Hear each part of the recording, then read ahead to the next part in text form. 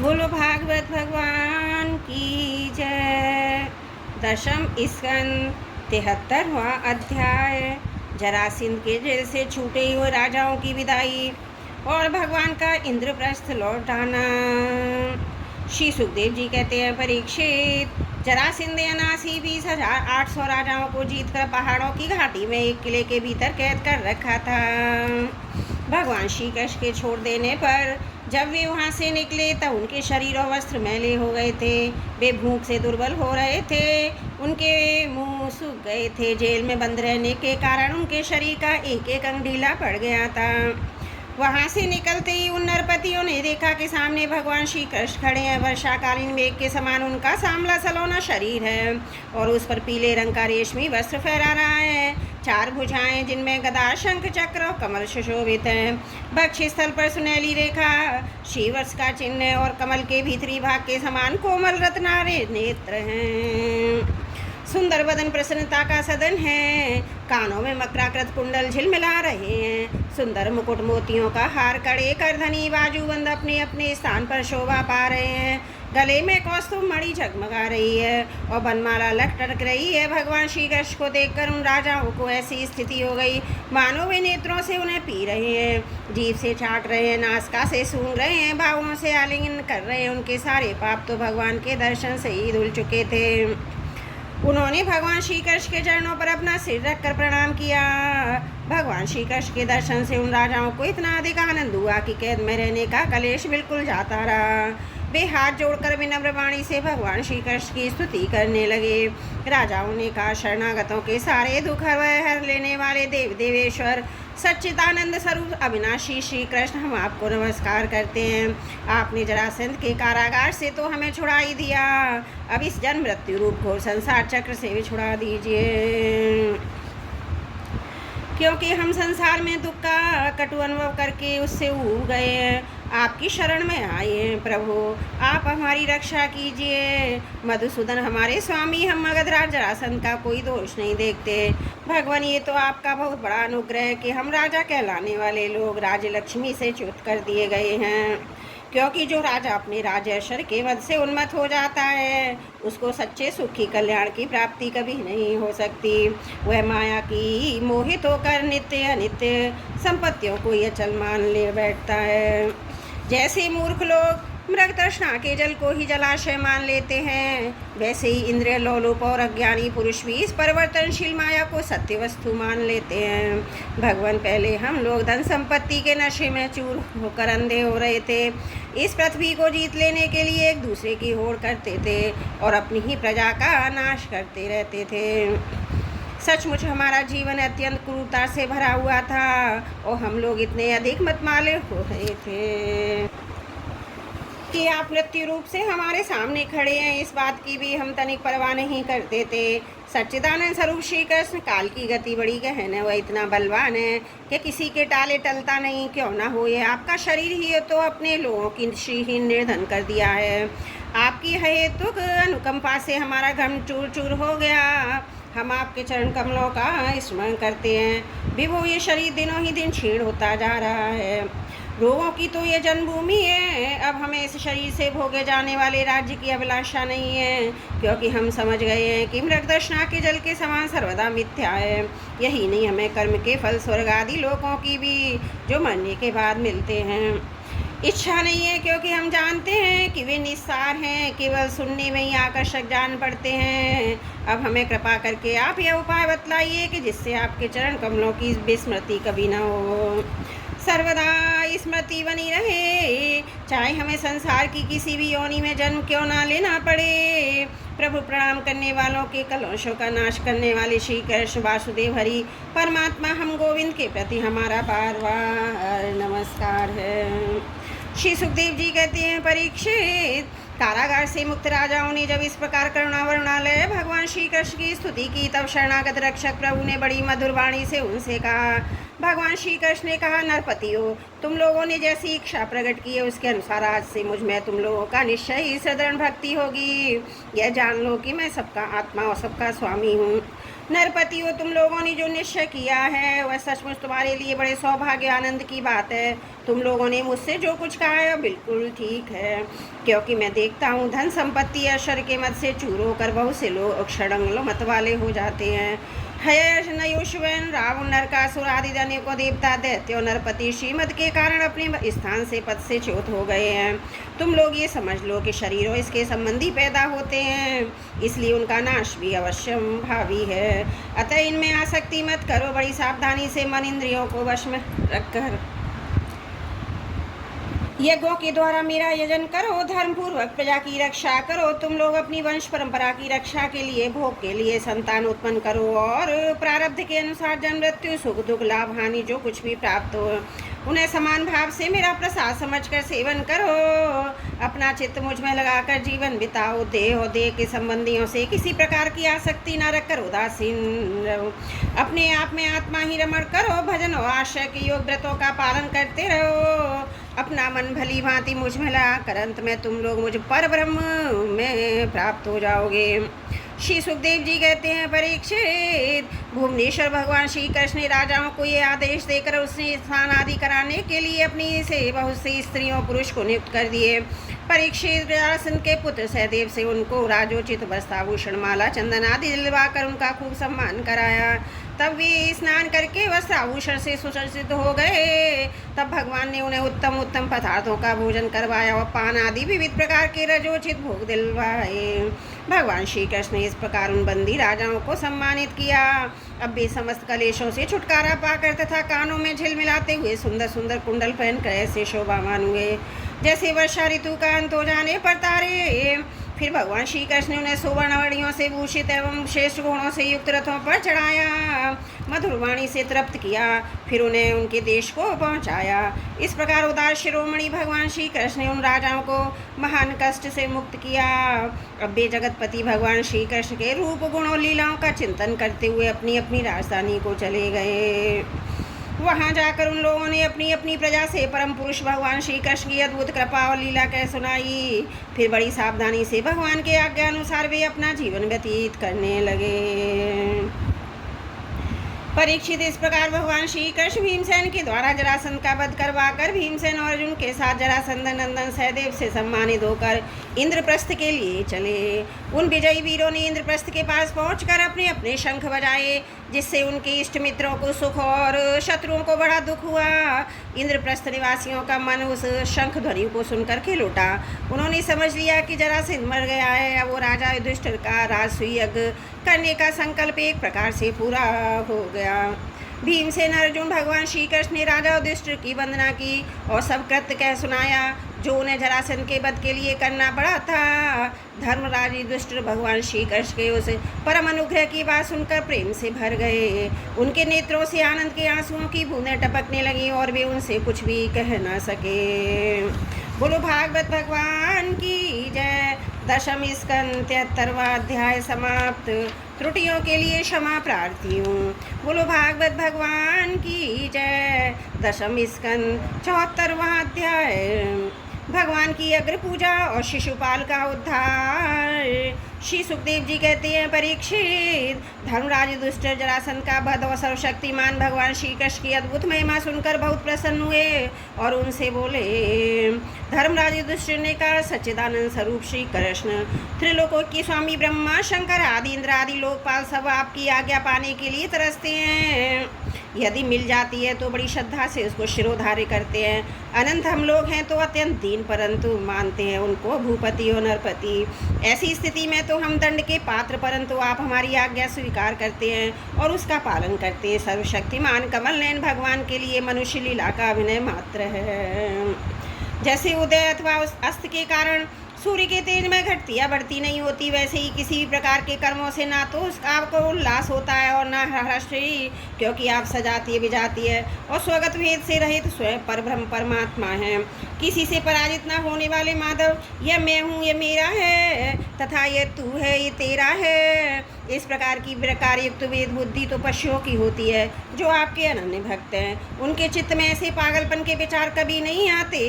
फिर आप में तो होंगे ही कहाँ से, इसलिए आप जो कुछ कर रहे हैं वह लीला ही लीला है। श्री सुखदेव जी कहते हैं, परीक्षित, इस प्रकार कहकर धर्मराज युधिष्ठिर ने भगवान श्री कृष्ण की अनुमति से यज्ञ के योग समय आने पर यज्ञ के कर्मों में निपुण वेदवादी ब्राह्मणों को ऋतुज आचार्य आदि के रूप में वर्ण किया। उनके नाम हैं श्री कृष्ण देव, पायन, न्यास देव, भरद्वाज, सुमंतु, गौतम, असित, वशिष्ठ, च्यवन, कर्ण, मैत्रेय, कवच, त्रित, विश्वामित्र, वामदेव, सुमति, जैमिनी, क्रतु, पैल, पारशर, गर्ग, वैशप्यायन, अथर्वा, कश्यप, धौम्य, परशुराम, शुक्राचार्य, आसुरी, भीतिहोत्र, मधुक्षंदा, वीरसेन और अक्रतवर्ण। इनके अतिरिक्त धर्मराज ने द्रोणाचार्य, भीष्म पितामह, कृपाचार्य, धृतराष्ट्र और उनके दुर्योधनादि पुत्र और महामती विदुर आदि को भी बुलवाया। राजन राजसूय यज्ञ का दर्शन करने के लिए देश के सब राजा और उनके मंत्री, कर्मचारी, ब्राह्मण, क्षत्रिय, वैश्य, शूद्र सबके सब आए। इसके बाद ऋतुज ब्राह्मण ने सोने के हलों से यज्ञ भूमि को जुतवा कर राजा युधिष्ठिर को शास्त्र अनुसार यज्ञ की दीक्षा दी। प्राचीन काल में जैसे वरुण देव के यज्ञ में सबके सभी यज्ञ पात्र सोने के बने हुए थे, वैसे युधिष्ठिर के यज्ञ में भी थे। पांडुनंदन महाराजा युधिष्ठिर के यज्ञ में निमंत्रण पाकर ब्रह्मा जी, शंकर जी, इंद्र आदि लोकपाल अपने गणों के साथ से दो गंधर्व, विद्याधर, नाग, मुनि, यक्ष, राक्षस, पक्षी, किन्नर, चारण, बड़े बड़े राजा रानियां, ये सभी उपस्थित हुए। सबने बिना किसी प्रकार की कौतूहल की ये बात मान ली कि राजसूय यज्ञ करना युधिष्ठिर के योग्य ही है, क्योंकि भगवान श्री कृष्ण के भक्त के लिए ऐसा करना कोई बहुत बड़ी बात नहीं है। उस समय देवताओं के समान तेजस्वी याचकों ने धर्मराज युधिष्ठिर से विधि पूर्वक राजसूय यज्ञ कराया, ठीक वैसे ही जैसे पूर्व काल में देवताओं ने वरुण से करवाया था।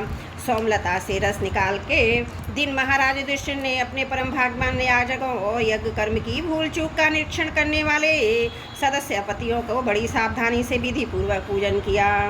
अब सभासद लोग इस विचार पर करने लगे कि सदस्यों में सबसे पहले किसकी पूजा, अग्र पूजा होनी चाहिए। जितनी मति उतने मत, इसलिए सर्वसम्मति से कोई निर्णय ना हो सका।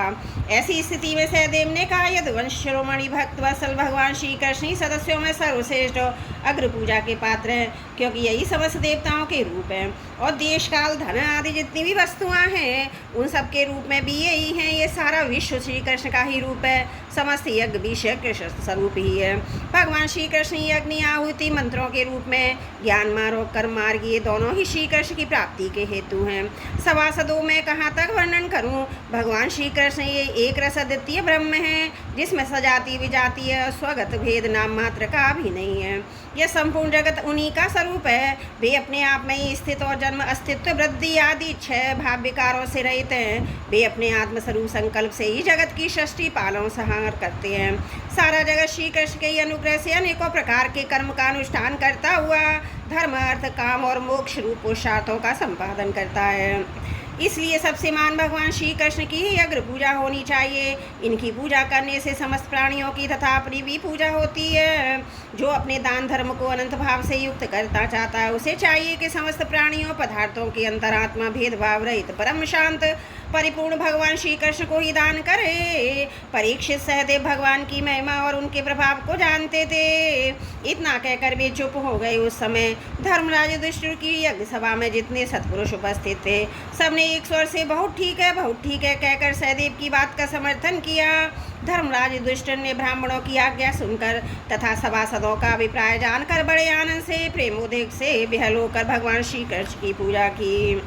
अपनी पत्नी, भाई, मंत्री, कुटुंबियों के साथ धर्मराज युधिष्ठिर ने बड़े प्रेम और आनंद से भगवान के पांव पखारे तथा उनके चरण कमलों का लोक पावन जल अपने सिर पर धारण किया। उन्होंने भगवान को पीले पीले रेशमी वस्त्र और बहुमूल्य आभूषण समर्पित किए। उस समय उनके नेत्र प्रेम आनंद के आंसुओं से इस प्रकार भर गए, वे भगवान को भलीभांति देख भी नहीं सकते थे। यज्ञ सभा में उपस्थित सभी लोग भगवान श्री कृष्ण को इस प्रकार पूजित सत्कृत देखकर हाथ जोड़े, ओ नमो नमः, जय जय, इस प्रकार के नारे लगाकर उन्हें नमस्कार करने लगे। उस समय आकाश से स्वयं ही पुष्पों की वर्षा होने लगी। परीक्षित अपने आसन पर बैठा हुआ शिशुपाल ये सब देख सुन रहा था। भगवान श्री कृष्ण के गुण सुनकर उसे क्रोध हो आया, उठकर खड़ा हो गया। वो भरी सभा में हाथ जोड़कर बड़ी अशोषणा किंतु निर्भयता के साथ भगवान को सुना सुनाकर अत्यंत कठोर बातें कहने लगा। सभासदों श्रुतियों का ये कहना सर्वदा सत्य है कि काल ही ईश्वर है, लाख चेष्टा करने पर भी अपना काम करा ही लेता है। इसका प्रत्यक्ष प्रमाण हमने देख लिया है।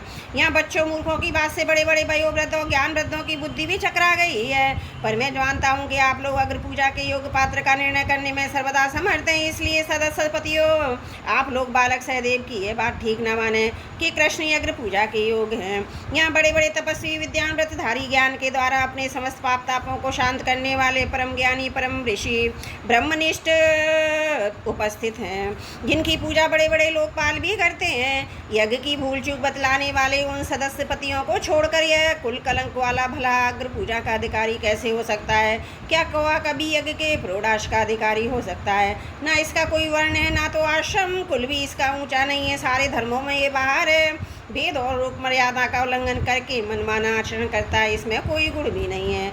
ऐसी स्थिति में अग्र पूजा का पात्र कैसे हो सकता है? आप लोग जानते हैं राजा अयाति ने इनके वंश को शाप दे रखा है, इसलिए सत्पुरुषों ने इस वंश का ही बहिष्कार कर दिया। ये सब सर्वदा व्यर्थ मधुपान में आसक्त रहते हैं। फिर ये अग्र पूजा के योग्य कैसे हो सकते हैं? इन सब ने ब्रह्म ऋषियों के द्वारा सेवित मथुरा आदि देशों का परित्याग कर दिया और ब्रह्मचर्य के विरोधी भेद चर्चा रहित समुद्र में किला बनाकर रहने लगे हैं। वहाँ से जब ये बाहर निकलते हैं तो डाकुओं की तरह सारी प्रजा को सताते हैं। परीक्षित, सच पूछो तो शिशुपाल का सारा शुभ नष्ट हो चुका था। इसी ने उसने भी बहुत सी कड़ी कड़ी बातें सुनकर श्री कृष्ण को सुनाई, परंतु जैसे सिंह कभी सयार की हुआ पर ध्यान नहीं देता, वैसे ही भगवान श्री कृष्ण चुप रहे। उन्होंने उसकी बातों का कुछ भी उत्तर न दिया। परंतु सभासदों के लिए भगवान की निंदा सुनना सहता। उनमें से कई अपने अपने कान बंद करके क्रोध से शिशुपाल को गाली देते हुए बाहर चले गए। परीक्षित, जो भगवान की ये भगवत प्राण भक्ता की निंदा सुनकर वहाँ से हट नहीं जाता, वह अपने शुभ कर्मों से च्युत हो जाता है, उसकी अधोगति होती है। परीक्षित, अब शिशुपाल को मार डालने के लिए पांडव मत्स्य के कई और सजवंशी नरपति क्रोधित होकर हाथों में हथियार ले उठ खड़े हुए, परंतु शिशुपाल को इससे कोई घबराहट न हुई। उसने बिना किसी प्रकार का आगा पीछा सोचे अपनी ढाल तलवार उठा ली और भरी सभा में श्री कृष्ण के पक्षपाती राजाओं को ललकारने लगा। उन लोगों को लड़ते झगड़ते देख भगवान श्री कृष्ण उठ खड़े हुए। उन्होंने अपने पक्षपाती राजाओं को शांत किया और स्वयं क्रोध करके अपने ऊपर झपटते हुए शिशुपाल का सिर छुरे के समान तीखी धार वाले चक्र से काट दिया। शिशुपाल के मारे जाने पर वहाँ बड़ा कोलाहल मच गया। उसके अनुयायी नरपति अपने अपने प्राण बचाने के लिए वहाँ से भाग खड़े हुए। जैसे आकाश से गिरा हुआ धूप धरती में समा जाता है, वैसे ही सब प्राणियों के देखते देखते शिशुपाल के शरीर में से ज्योति निकलकर भगवान श्री कृष्ण में समा गई। परीक्षित, शिशुपाल के अंतकरण में लगातार 3 जन्म से बैर भाव की अवृद्धि हो रही थी। इस प्रकार बैर भाव से ही सही ध्यान करके अति तन्मय हो गया, पार्षद हो गया। सच है, मृत्यु के बाद होने वाली गति में भावी कारण है। शिशुपाल की सदगति होने के बाद चक्रवर्ती धर्मराज युधिष्ठिर ने सदस्यों और ध्वजों को पुष्कल दक्षिणा दी और सबका सत्कार करके विधु पूर्व यज्ञ अंत स्नान अभय व्रत स्नान किया। परीक्षित, इस प्रकार योगेश्वर ईश्वर भगवान श्री कृष्ण ने धर्मराज युधिष्ठिर का राशि यज्ञ पूर्ण किया और अपने सगे संबंधी और सौहार्दों की प्रार्थना से कुछ महीनों तक वहीं रहे। इसके बाद राजा युधिष्ठिर की इच्छा न होने पर भी सर्वशक्तिमान भगवान श्री कृष्ण ने उनसे अनुमति ले ली और अपनी रानियों तथा मंत्रियों के साथ इंद्रप्रस्थ से द्वारकापुरी की यात्रा की। परीक्षित, मैं यह उपाख्यान तो मैं बहुत विस्तार से 7वें स्कंद में सुना चुका हूँ। बैकुंठवासी जय और विजय की सनकादि ऋषियों के साप से बार बार जन्म लेना पड़ा था। महाराजा युधिष्ठिर राजसी का यज्ञ अंत स्नान करके ब्राह्मण और क्षत्रियों की सभा में देवराज इंद्र के समान शोभामान होने लगे। राजा युधिष्ठिर ने देवता, मनुष्य और आकाशचारियों का यथायोग्य सत्कार किया तथा भी भगवान श्री कृष्ण और राजसी यज्ञ की प्रशंसा करते हुए बड़े आनंद से अपने अपने लोक को चले गए। परीक्षित, सब तो सुखी हुए, परंतु दुर्योधन से पांडवों की यह उज्जवल राजलक्ष्मी का उत्कर्ष सहन न हुआ, क्योंकि वह स्वभाव से ही पापी, कलह प्रेमी और कुरुकुल का नाश करने वाले की एक महान रोग था। परीक्षित, जो पुरुष भगवान श्री कृष्ण की इस लीला का शिशुपाल वध, जरासंध वध, बंदी राजाओं की मुक्ति और यज्ञ अनुष्ठान का कीर्तन करेगा, वह समस्त पापों से छूट जाएगा। बोलो भागवत भगवान की जय। 10वां स्कंद 74वां अध्याय समाप्त। त्रुटियों के लिए क्षमा प्रार्थी हूँ। बोलो भागवत भगवान की जय। 10वां स्कंद 75वां अध्याय। राशि यज्ञ की पूर्ति और दुर्योधन का अपमान। राजा परीक्षित ने पूछा, भगवान, अजातशत्रु धर्मराज युधिष्ठिर के राशि यज्ञ महोत्सव को देखकर जितने मनुष्य, नरपति, ऋषि, मुनि और देवता आदि आए थे वे सब आनंदित हुए, परंतु दुर्योधन को बड़ा दुख, बड़ी पीड़ा हुई।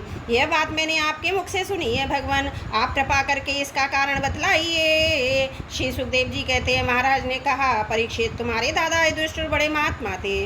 उनके प्रेम बंधन में बंधकर सभी बंधु बांधवों ने राशि यज्ञ में विभिन्न सेवा कार्य स्वीकार किया था। भीमसेन भोजनालय की देखरेख करते रहते थे, दुर्योधन कोषाध्यक्ष थे, सहदेव अभ्यागतों के स्वागत सत्कार में नियुक्त थे और नकुल विविध प्रकार की सामग्री एकत्र करने का काम देखते थे। अर्जुन गुरुजनों की सेवा शुश्रूषा करते थे।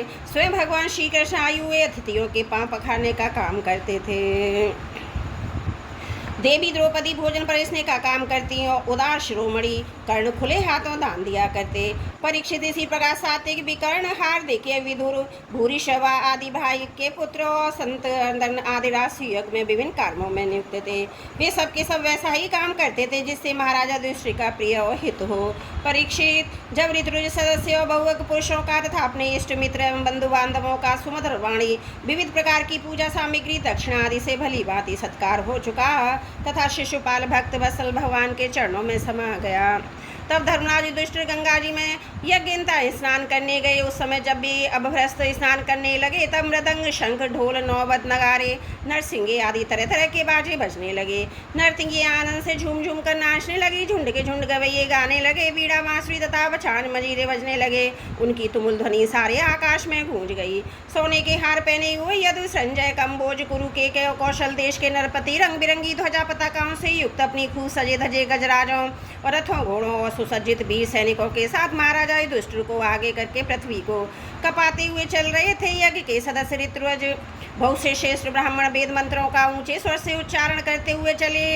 देवता, ऋषि, पितर, गंधर्व आकाश से पुष्पों की वर्षा करते हुए उनकी स्तुति करने लगे। इंद्रप्रस्थ के नर नारी इत्र, फुलेल, पुष्पों के हार, रंग बिरंगे वस्त्र, बहुमूल्य आभूषणों से सज कर एक दूसरे पर जल, तेज, दूध, मक्खन आदि सब रस डालकर भिगो रहे थे। एक दूसरे के शरीर में लगा देते और इस प्रकार क्रीड़ा करते हुए चलने लगे। बारांगनाएं पुरुषों का तेल, गौरस, सुगंधित जल, हल्दी, गाड़ी, केसर मल देती। पुरुष भी उन्हें उन्हीं वस्तुओं से सरोवर कर देते। उस समय उस सबको देखने के लिए जैसे उत्तम उत्तम विमानों पर चढ़कर आकाश में बहुत सी देवियाँ आई थी, वैसे ही सैनिकों के द्वारा सुरक्षित इंद्रप्रस्थ की बहुत सी राजमहिलाएं भी सुंदर सुंदर पालकियों पर सवार होकर आई थीं। पांडवों के ममेरे भाई श्री कृष्ण और उनके सखा उन रानियों के ऊपर तरह तरह के रंग बिरंगे डाल रहे थे। इससे रानियों के मुख लचीले मुस्कुराहट खिल उठते थे, उनकी बड़ी शोभा होती थी। उन लोगों के रंग आदि डालने से रानियों के बस भींग गए थे। इससे शरीर के अंग प्रत्यंग, वृषस्थल, जंगा, कटिभा कुछ कुछ दिख रहे थे। वे भी पिचकारी पात्रों में रंग भर भर कर अपने देवर और उनके सखाओं पर उड़े। प्रेम भरी उत्सुकता के कारण उनकी चोटियां, जूड़ों के बंधन ढीले पड़ गए तथा गुथे हुए फूल गिरते जा रहे थे। परीक्षित उनका यह रुचिर और पवित्र विहार देखकर मलिन अंतकरण वाले पुरुषों का चित्त चंचल होता था, काम मोहित हो जाता था। चक्रवर्ती राजा युधिष्ठिर, द्रौपदी आदि रानियों के साथ सुंदर घोड़ों युक्त सोने के हारों से सुसज्जित रथ पर सवार होकर ऐसे शोभावान हो रहे थे मानो स्वयं राशि यज्ञ प्रयाज क्रियाओं के साथ मूर्तिमान होकर प्रकट हो गया हो।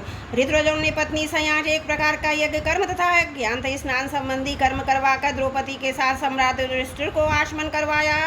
इसके बाद गंगा स्नान। उस समय मनुष्यों की दुंदुभियों के साथ ही देवताओं की दुंदुभियां भी बजने लगी। बड़े बड़े देवता, ऋषि, मुनि, पितर और मनुष्य पुष्पों की वर्षा करने लगे। महाराजा युधिष्ठिर के स्नान कर लेने के बाद सभी वर्णों आश्रमों के लोगों ने गंगा जी में स्नान किया, क्योंकि इस स्नान से बड़े बड़े से पापी भी तर जाते थे और अपनी पाप राशि से तत्काल मुक्त हो जाते थे। तदंतर धर्मराज युधिष्ठिर ने नई रेशमी धोती दुपट्टा धारण किया तथा विविध प्रकार के आभूषणों से अपने को सजा लिया। फिर ऋतुराज सदस्य ब्राह्मण आदि को वस्त्राभूषण देकर उनकी पूजा की। महाराजा युधिष्ठिर भगत परायण थे, उनने सबसे भगवान के ही दर्शन होते, इसलिए वे भाई, बंधु, कुटुंबी, नरपति, इष्ट मित्र, हितैषी और सभी लोगों की बार बार पूजा करते। उस समय सभी लोग जड़ाऊ, कुंडल, पुष्पों के हार, पगड़ी, लंबी अंगरखी, दुपट्टा, मणियों के बहुमूल्य हार पहनकर देवताओं के समान शोभामान हो रहे थे। स्त्रियों के मुखों की भी दोनों कानों के कर्णफूल, घुंघराली अलकों से बड़ी शोभा हो रही थी। उनके कटिभाग में सोने की करदनियाँ तो बहुत ही मालूम होती थी सुंदर। परीक्षित, राशि योग में जितने लोग आए थे परम शीलवान ऋतुज, ब्रह्मादि सदस्य, ब्राह्मण, क्षत्रिय, वैश्य, शूद्र, राजा, देवता, ऋषि, मुनि, पितर तथा अन्य प्राणी अपने अनुयायियों के साथ लोकपाल इन सब की पूजा महाराजा युधिष्ठिर ने की। इसके बाद वे लोग धर्मराज से अनुमति लेकर अपने अपने निवास स्थान को चले गए। परीक्षित जैसे मनुष्य अमृत पान करते करते कभी तृप्त नहीं हो सकते, वैसे ही सब लोग भगवत भक्त राज ऋषि युधिष्ठिर के राजसूय महायज्ञ की प्रशंसा करते करते तृप्त न होते थे। इसके बाद धर्मराज युधिष्ठिर ने बड़े प्रेम से अपने हितैषी स्व संबंधियों भाई बंधुओं भगवान श्री कृष्ण को भी रोक लिया, क्योंकि उन्हें उनके विषयों की कल्पना से बड़ा दुख होता था। परीक्षित, भगवान श्री कृष्ण ने यदुवंशी वीर सांब आदि को द्वारकापुरी भेज दिया और स्वयं राजा युधिष्ठिर की अभिलाषा पूर्ण करने के लिए उन्हें आनंद देने के लिए वहीं रह गए। इस प्रकार धर्मनंदन महाराजा युधिष्ठिर मनोरथों के महान समुद्र को जिसे पार करना अत्यंत कठिन है, भगवान श्री कृष्ण की कृपा से अनायास ही पार कर गए और उनकी सारी चिंता मिट गई। एक दिन की बात है, भगवान के परम प्रेमी महाराजा युधिष्ठिर के अंतपुर की सौंदर्य संपत्ति और राजसूय यज्ञ द्वारा प्राप्त महत्व को देखकर दुर्योधन का मन ढाह से जलने लगा। परीक्षित, पांडवों के लिए मैदान ने महल बना दिए थे, उनमें नरपति, दैत्यपति और सुरपतियों की विविध विभूतियां था। श्रेष्ठ सौंदर्य स्थान स्थान पर शोभामान था। उनके द्वारा राजधानी द्रौपदी अपने पतियों की सेवा करती थी। उस राजभवन में उन दिनों भगवान श्री कृष्ण की सहस्त्र रानियां निवास करती थी। नितंब के भारी गांव के जब भी ये राजमहल में धीरे धीरे चलने लगती, तब उनके पायजेमों की झनकार चारों ओर फैल जाती। उनका कटिवाद बहुत सुंदर था। उनके वक्षस्थल पर लगी केसर की लालमा से मोतियों के सुंदर श्वेत हार भी लाल लाल जान पड़ते थे। कुंडलों की घुंघराली अलकों की चंचलता से उनके मुख की शोभा और भी बढ़ जाती थी। ये सब देखकर दुर्योधन के हृदय में बड़ी जलन होती। परीक्षित, सच पूछो तो दुर्योधन का चित्त द्रौपदी में आसक्त था और वह उसकी जलन का मुख्य कारण भी था। एक दिन राजाधिराज महाराजा युधिष्ठिर अपने भाइयों संबंधियों एवं उनके नैनों के तारे परम हितैषी भगवान श्री कृष्ण के पास मैदान की बनाई सभा में स्वर्ण सिंहासन पर देवराज इंद्र के समान विराजमान थे। उनकी भोग सामग्री उनकी राजलक्ष्मी ब्रह्मा जी के ऐश्वर्य के समान थी। बंदी जन उनकी स्तुति कर रहे थे। उसी समय अभिमानी दुर्योधन अपने दुशासन आदि भाइयों के साथ वहां आया। उसके सिर पर मुकुट, गले में माला, हाथ में तलवार थी। परीक्षित हुए क्रोधवश द्वारपालों सेवकों को झड़क रहा था। उस सभा में मैदानम ने ऐसी माया फैला रखी थी कि दुर्योधन ने उसे मोहित कर स्थल को जल समझकर अपने बस समेट लिए और जल को समझकर वह अपने गिर पड़ा। उसके गिरते समय भीमसेन, राजरानियां, दूसरे नरपति हंसने लगे। यद्यपि युधिष्ठिर उन्हें ऐसा करने से रोक रहे थे, परंतु प्यारे परीक्षित उन्हें इशारे से ही श्री कृष्ण का अनुमोदन प्राप्त हो चुका था। इससे दुर्योधन लज्जित हो गया। उसका रोम रोम क्रोध से जलने लगा। वह अपना मुंह लटकाकर चुपचाप सभा भवन से निकलकर हस्तिनापुर चला गया। इस घटना को देखकर सत्पुरुषों में हाहाकार मच गया। धर्मराज युधिष्ठिर का मन भी कुछ खिन्न सा हो गया। परीक्षित, ये सब होने पर भी भगवान श्री कृष्ण चुप थे। उनकी इच्छा थी किसी प्रकार पृथ्वी का भार उतर जाए, और सच पूछो तो उन्हीं की दृष्टि से दुर्योधन को यह भ्रम हुआ था। परीक्षित, तुमने मुझसे यह पूछा था कि महान राजसूय यज्ञ में दुर्योधन को ढा क्यों हुआ, जलन क्यों हुई, सो यह सब मैंने तुम्हें बतला दिया। बोलो भागवत भगवान की जय। दशम स्कंद 75वां अध्याय समाप्त। त्रुटियों के लिए क्षमा प्रार्थी हूँ। बोलो भागवत भगवान की जय। दशम स्कंद 76वां अध्याय, शाल्व के साथ यादवों का युद्ध। श्री सुखदेव जी कहते हैं, परीक्षित, अब मनुष्य की सी लीला करने वाले भगवान श्री कृष्ण का एक और भी अद्भुत चरित्र सुनो। इसमें यह बताया जाए कि सोम नामक विमान का अधिपति शाल्व किस प्रकार भगवान के हाथ से मारा गया। शाल्व शिशुपाल का सखा था। रुक्मणी के विवाह के अवसर बारात में शिशुपाल की ओर से आया हुआ था। उस समय यदुवंशियों ने युद्ध में जरासंध आदि के साथ साथ शाल को भी जीत लिया था। उस दिन सब राजाओं के सामने शाल्व ने ये प्रतिज्ञा की थी कि मैं पृथ्वी से यदुवंशियों को मिटाकर छोड़ूंगा। सब लोग मेरा बल पौरुष देखना। परीक्षित, मूल शाल्व ने इस प्रकार प्रतिज्ञा करके देवादिदेव भगवान पशुपति की आराधना प्रारंभ की। वह इन दिनों में केवल एक बार मुट्ठी भर राख फाँक लिया करता था। यूँ तो पार्वती पति भगवान शंकर आशुतोष हैं और अड़दानी हैं, फिर भी वे शाल्व का घोर संकल्प जानकर 1 वर्ष के बाद प्रसन्न हुए। उन्होंने अपने शरणागत शाल्व से वर मांगने के लिए कहा। उस समय शाल्व ने यह वर मांगा कि मुझे आप एक ऐसा विमान दीजिए जो देवता, असुर, मनुष्य, गंधर्व, नाग और राक्षसों में तोड़ा ना जा सके। जहाँ इच्छा हो वहीं चला जाए। यदि वंशियों के लिए अत्यंत भयंकर हो, भगवान शंकर ने कह दिया तथास्तु। इसके बाद उनकी आज्ञा से विपक्षियों के नगर जीतने वाले मैं दानव ने लोहे का सोम नामक विमान बनाया, शाल को दे दिया। यह विमान क्या था? एक नगर ही था। वह इतना अंधकार में था कि उसे देखना या पकड़ना अत्यंत कठिन था। चलाने वाला उसे जहाँ ले जाना चाहता वहीं उसकी इच्छा करते ही चला जाता। शाल ने विमान प्राप्त करके द्वारका पर चढ़ाई कर दी, क्योंकि वृष्णिवंशी यादवों द्वारा किए हुए बैर को सदा स्मरण रखता था। परीक्षित, शाल ने बहुत बड़ी सेना द्वारका को चारों ओर से घेर लिया। फिर उसके फल फूल से लदे हुए उपवन उद्यानों को उजाड़ने, नगर द्वारों, फाटकों, राजमहलों, अटारियों, दीवारों, नागरिकों के मनोविनोद के स्थानों को नष्ट भ्रष्ट करने लगा। उस श्रेष्ठ विमान से शस्त्रों की झड़ी लग गई। बड़ी बड़ी चट्टानें, वृक्ष, वज्र, सर्प, ओले बरसने लगे। बड़े जोर का बवंडर उठ खड़ा हुआ, चारों ओर धूल ही धूल छा गई। परीक्षित, प्राचीन काल में जैसे त्रिपुरासुर ने सारी पृथ्वी को पीड़ित कर रखा था, वैसे ही शाल्व के विमान ने द्वारकापुरी को अत्यंत पीड़ित कर दिया। वहाँ के नर नारियों को कहीं एक क्षण के लिए भी शांति न मिलती थी। परम यशस्वी वीर भगवान प्रद्युम्न ने देखा हमारी प्रजा को बड़ा कष्ट हो रहा है। तब उन्होंने रथ पर सवार होकर सबको ढांढस बंधाया और कहा, डरो मत। उनके पीछे पीछे सात्विक चारों शेष साम भाइयों के साथ क्रूर कर्तवर्मा, भानुबिंद, गद, शुक, सारण आदि बहुत से वीर बड़े बड़े धनुष धारण करके निकले। ये सबके सब महारथी थे। सबने कवच पहन रखे थे और सबकी रक्षा के लिए बहुत से रथ, हाथी, घोड़े तथा पैदल सेना साथ साथ चल रही थी। इसके बाद प्राचीन काल में जैसे देवताओं के साथ असुरों का घमासान युद्ध हुआ था, वैसे ही शाल्व के सैनिकों यदुवंशियों का युद्ध होने लगा। उसे देखकर लोगों के रोंगटे खड़े हो गए। प्रद्युम्न जी ने अपने दिव्य अस्त्रों से क्षणभर में ही सोमपति शाल्व की सारी माया काट डाली। ठीक वैसे ही जैसे सूर्य अपनी प्रखर किरणों से रात्रि का अंधकार मिटा देते हैं, प्रद्युम्न जी के बाणों में सोने के पंख और लोहे के फल लगे हुए थे। उनकी गांठें जान नहीं पड़ती थी। उन्होंने ऐसे ही 25 बाणों से शाल्व के सेनापति को घायल कर दिया। परम मनस्वी प्रद्युम्न जी ने सेनापति के साथ ही शाल्व को 100 बाण मारे। फिर प्रत्येक सैनिकों को एक एक और सारथियों को 10 तथा वाहनों को 3-3 बाणों से घायल किया। महामना प्रद्युम्न जी के इस अद्भुत महान कर्म को देखकर अपने एवं पराये सभी सैनिक उनकी प्रशंसा करने लगे। परीक्षित, मैं दानव का बनाया हुआ शाल्व का विमान अत्यंत मायामय था। वह इतना विचित्र था कि कभी रूपों में दिखता तो कभी एक रूप में, कभी दिखता तो कभी ना दिखता। यदि वंशियों को इस बात का पता ही न चलता कि इस समय कहाँ है, वह कभी पृथ्वी पर आ जाता तो कभी आकाश में उड़ने लगता, कभी पहाड़ की चोटी पर चढ़ जाता तो कभी जल में तैरने लगता। ये अलाद चक्र के समान मानो कोई दुमी लुकरियों की बनी ढी भांज रहा हो और घूमता रहता था। एक क्षण के लिए भी कहीं ठहरता नहीं था। शाल्व अपने विमान और सैनिकों के साथ जहाँ जहाँ दिखाई पड़ता वहीं वहीं यदुवंशी सेनापति बाणों की झड़ी लगा देते थे। उनके बाण सूर्य और अग्नि के समान जलते हुए तथा विषैले सांप की तरह सहते होते थे।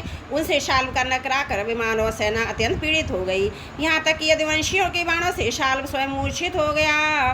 परीक्षित, शाल्व के सेनापतियों ने भी यदुवंशियों पर खूब शस्त्रों की वर्षा कर रखी थी।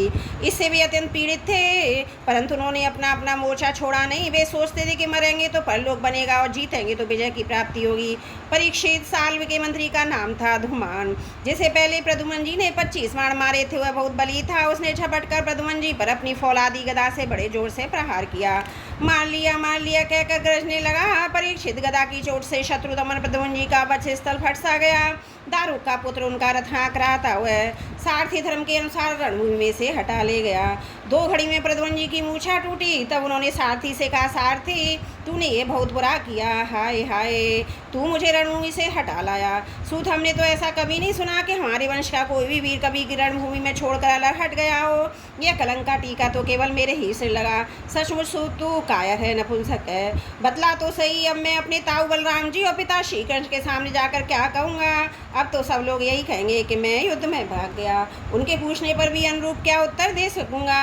मेरी भाभी हंसती मुझसे साफ साफ पूछेंगी, कहो वीर, तुम नपुंसक कैसे हो गए? दूसरों ने युद्ध में तुम्हें नीचा कैसे दिखा दिया? सूत, अवश्य तुमने मुझे रणभूमि से भगाकर अक्षम अपराध किया है। सारथी ने कहा, आयुष्मान, मैंने जो कुछ किया सारथी का धर्म समझकर ही किया। मेरे समर्थ स्वामी, युद्ध का ऐसा धर्म है कि संकट पड़ने पर सारथी रथी की रक्षा कर ले और रथी सारथी की। इस धर्म को समझते हुए मैंने आपको रणभूमि से हटाया। शत्रु ने आप पर गदा का प्रहार किया था, जिससे आप मूर्छित हो गए थे, बड़े संकट में थे, इसी से मुझे ऐसा करना पड़ा। बोलो भागवत भगवान की जय। 10वां स्कंद 76वां अध्याय समाप्त। त्रुटियों के लिए क्षमा चाहती हूँ।